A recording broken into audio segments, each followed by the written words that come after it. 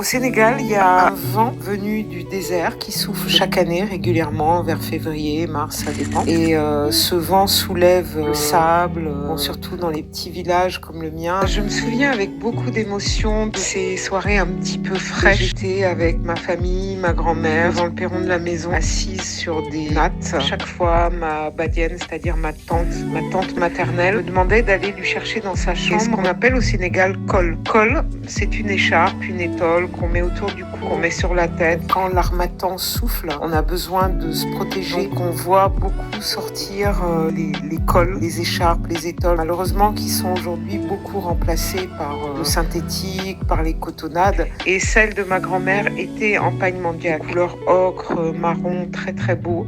Et donc ça, c'est mon enfance, ça représente les jours heureux, les jours familiaux. On sait que les grands-parents sont toujours plus cool avec leurs petits-enfants qu'avec leurs enfants, et ma grand-mère était adorable. Dans les grandes maisons, à la veille d'un accouchement, d'un mariage, le tisserand venait dans la maison et restait 3 semaines, 1 mois. Il était pris en charge, logé, nourri, il vivait avec la famille et il tissait des tissus pour l'occasion, pour les occasions qu'on pouvait prévoir. C'était comme ça, j'ai connu cette période-là.